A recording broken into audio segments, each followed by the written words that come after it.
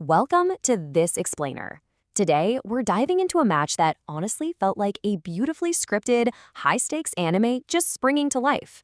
I mean, we're talking about one of the absolute most intense, edge-of-your-seat, heart-stopping matches in modern soccer history, the 2026 World Cup semifinal between Argentina and England. So let's jump right into this, because what we have here is a clash of titans that delivered on literally every single level, pushing both teams to the absolute brink of their physical and mental limits. Picture this. We are deep in the 12th minute of stoppage time. The tension is so incredibly thick, you could basically cut it with a knife. Legs are heavy, lungs are absolutely burning, and a ticket to the grandest stage of them all, the World Cup final, is just dangling right there on the line. It's a kind of dramatic climax you normally only see in a cinematic masterpiece, right? But before we reveal exactly how this nail-biting finale plays out, we've got to rewind.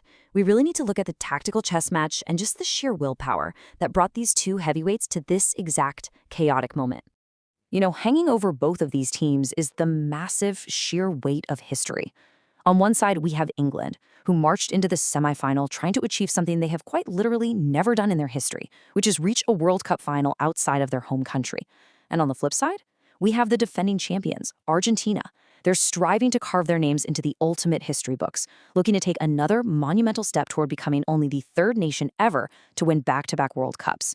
So yeah, the historical stakes heading into this match literally could not be any higher.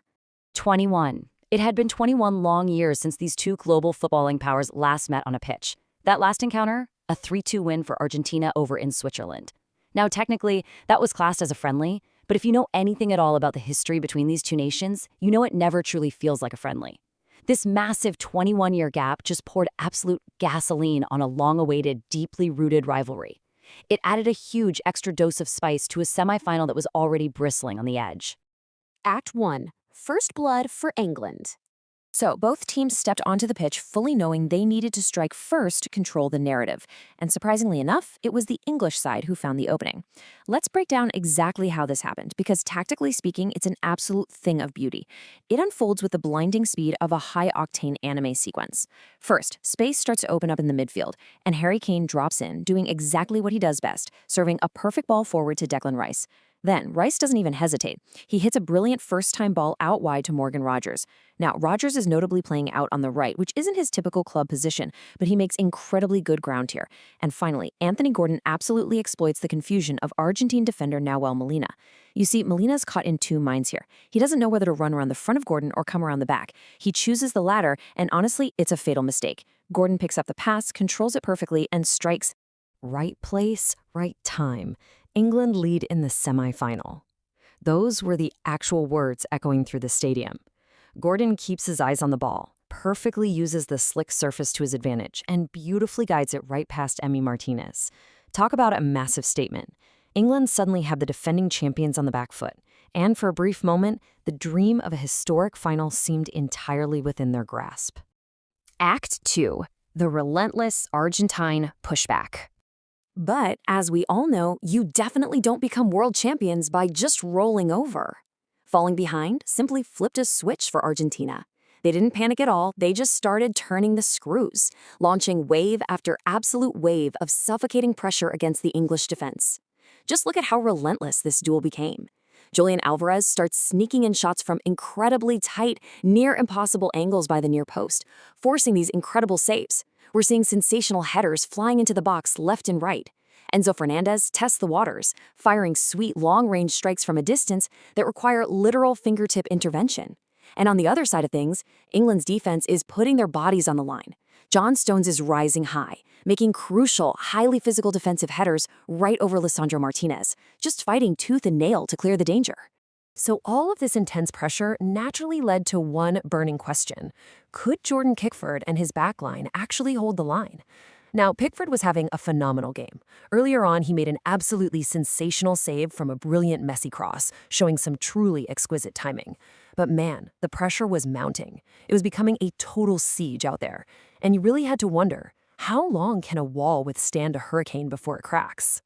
Well, the answer came in spectacular fashion. This one's an absolute beauty. He had this sight up, and now he's smashed in the equalizer. After working a really clever short corner into the penalty area, the ball finds Enzo Fernandez. And he hits it with absolute venom, a stunning, unbelievable strike straight into the back of the net. Now, there was a brief moment of immense, agonizing tension right after. VAR had to check if Messi was in an offside position when receiving the ball during the build-up. The referee holds his hand to his ear. The entire stadium is practically holding its breath. But the goal stands. It's an absolute thunderbolt of a shot. You guys, this was the ultimate turning point of the match. Enzo Fernandez leveling the score wasn't just a goal, it was a psychological earthquake. It sparked a massive momentum shift. Suddenly, Argentina had the wind at their backs and a fresh surge of energy in their legs. Meanwhile, England, who had fought so incredibly hard to maintain their lead, were suddenly withering under the intense spotlight. The entire dynamic of the game completely flipped on its head. Act 3. A heart-stopping climax. With the score tied and the clock ticking down, the match completely descended into absolute chaos. This is the part of the explainer where heroes are made and hearts are absolutely broken. Let's track this timeline because the pacing here is just unbelievable. As we hit the 80th minute and beyond, Argentina is pressing so hard. Alexis McAllister incredibly hits the post not once but twice. He hits both posts. It is just agonizingly unlucky. Moving into the 90th minute, the relentless header after header pressure continues. England is barely hanging on by a thread. And then we reach the 12th minute of added time, the 90-plus 12th minute. Lionel Messi gets the ball out wide, and what happens next is nothing short of pure footballing genius. When Messi gets the ball out wide, every single defender, literally every fan in the stadium, is expecting one thing: for him to chop inside onto his famous, highly lethal left foot. It's what he's done 1,000 times, right? It's his signature move. But the reality? He completely wrong-foots the English defense. Instead of chopping inside, he drives down the line on his right foot and stands up an absolutely beautiful looping cross right into the danger zone. And waiting right there in the center is the substitute, Lautaro Martinez. Climbs majestically, hangs in the air totally unmarked, and gives Argentina a deserved lead. He rises up with absolute exquisite timing, completely unmarked inside the box, and just thumps a powerful header right into the back of the net. They just couldn't stop it. In the 12th added minute, a total masterpiece of a comeback is completed. Messi inspires, Lautaro finishes, and the stadium absolutely erupts. The aftermath. The final whistle. When the final whistle finally blew, the contrast on that pitch was stark. England fell just short once again, watching their dreams of a final slip through their fingers in the dying seconds. They're going to have to pick themselves up and play again for the bronze medal match. But for Argentina, the world champions proved exactly why they wear the crown, showcasing some truly breathtaking resilience.